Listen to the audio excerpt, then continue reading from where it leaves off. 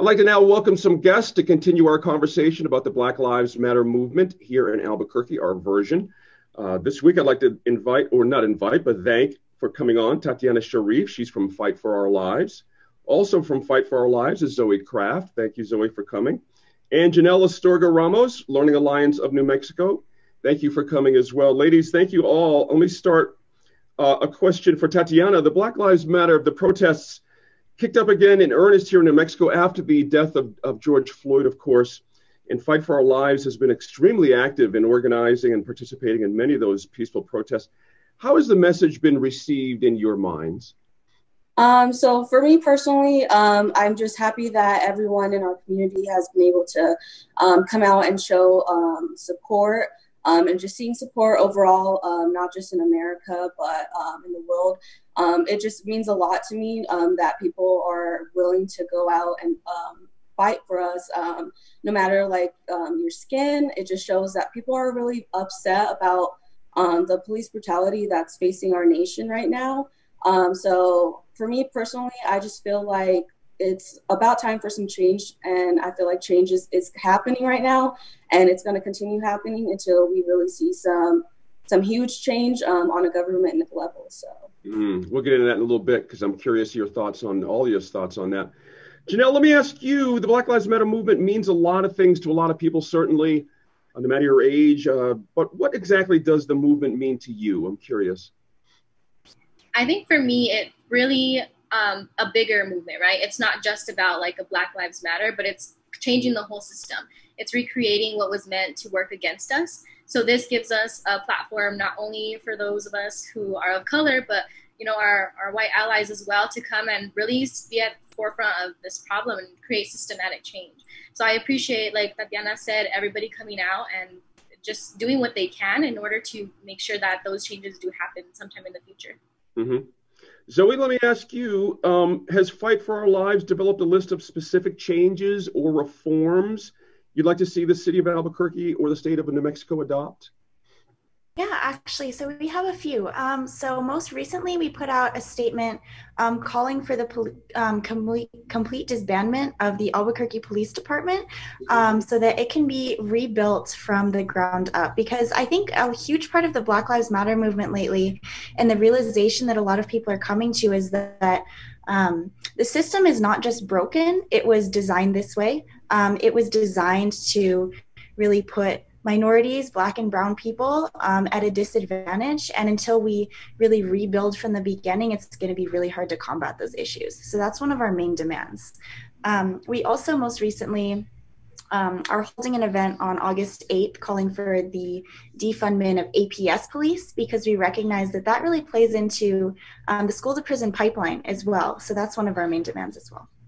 Tatiana, please feel free to pick up on that. I'm interested in the APS segment, a bit of this as well, but harkening back to APD for a quick second, the things you would like to see happen when it comes to our police department here. Yeah, so of course, part of that would be like defunding the police, but a lot of people get really scared when they hear those words, and it's not necessarily getting rid of the police at all. Of course, no one wants that, but we're basically going to be taking that money and funneling it into different kinds of directions and stuff. It's not just splashing the water somewhere else on the ground. It's basically using that for mental health resources and substance abuse and public housing and stuff like that. So, and using that will also give the police an opportunity to focus on violent crimes and giving social workers and people like that the capabilities to really get out there and help people who aren't using like violent crimes and stuff. And that's really giving, like basically separating the two and stuff to where people can focus on one thing and police can focus on another and stuff. And I feel like there's a lot of confusion on that, but we really just need to be able to express those concerns with the community and the police department as well. So that's the message we're really trying to get across. So. Gotcha. Janelle, pick up on the APS portion. Is there a message on this event on the 8th you want to send to the school board here? Yeah, actually. So Families United for Education has been doing anti-racism trainings with APS and the SROs. So I think a message would be that's not enough. we want to divest from the APS police in general. And I know there's a lot of conversation for many years about wanting to provide like their own police department for APS and different things like that. And as a young person who just got out of high school not too long ago, we don't want to see that because it creates more problems. And what we do want to see are things like restorative justice practices or mediation and things where we can actually learn from and heal instead of getting criminalized for small things that we shouldn't be forced into the criminal justice system for. Mm-hmm. 3 cheers to y'all on restorative justice. Well, maybe we can talk about that at some further point. I'm a big fan. I think it's perfect for New Mexico as well. Zoe, let me ask you this. We now have federal troops or federal agents or federal, whatever you want to call them, not quite sure what the proper term is, 35 of them coming to our city. What's your reaction to that? When I first heard that they were coming to Albuquerque, I immediately thought, well, why is this needed? Because it seems that in comparison to a lot of other cities, Albuquerque has been fairly calm lately. There's, even in terms of actions and protests that have been happening, we've seen really only violence on the part of APD and our police departments and not whatsoever really on the part of protesters. But another major issue that comes to mind for me is federal agents have already had a presence in Albuquerque under Operation Relentless Pursuit, which has been going on and has really already been targeting our Black and Brown communities primarily.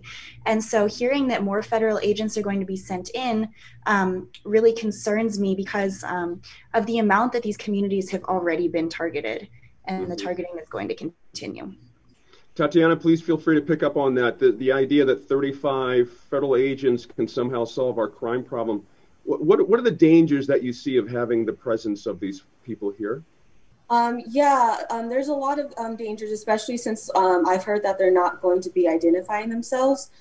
So that does put a lot of people at risk, especially protesters. And then given everything that's going on, since we're having a lot of protests and people really want to put themselves out there and everything, makes people not want to put themselves out there. So it kind of questions, should I be protesting? Should I not be protesting and stuff? Is that what they came out here to do, to stop it? And then also, I know a lot of APD officers aren't okay with it as well.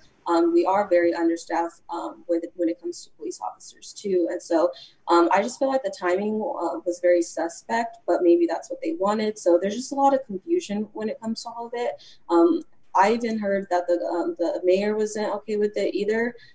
So I just feel like they need to kind of clarify what they're here for, what their mission is and everything, and communicate that with the community, because we have a right to know, in my opinion. So Good point there.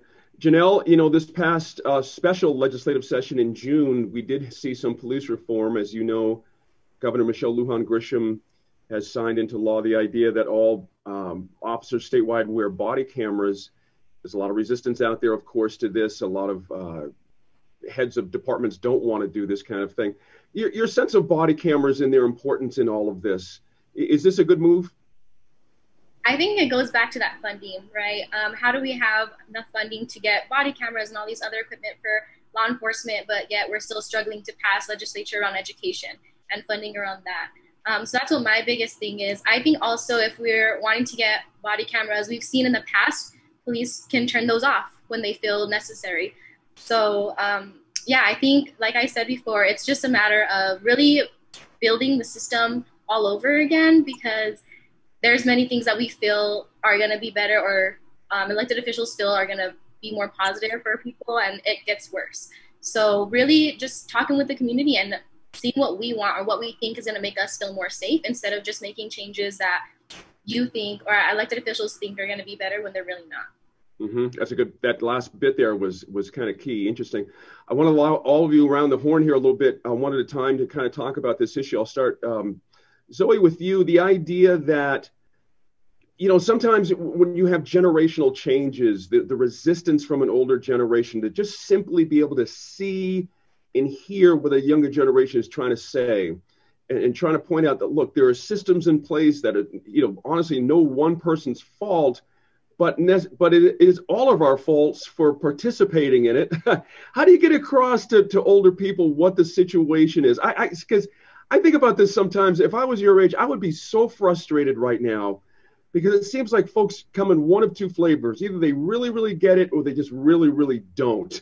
What do you want older folks out there to understand about the frustrations for young people right now? So this is something I've actually been trying to talk with, especially some older members of my family with even, because I think that it's important that one of the key points I've been trying to get across to them is that by being silent about these issues, they're actually complacent in the systems of oppression that are keeping especially minority communities, Black and brown bodies oppressed, as well as, I have some people who I know that are older or in my family who have made comments in the past that I feel are definitely not appropriate. They're extremely on the side of being racist. It's approaching that point.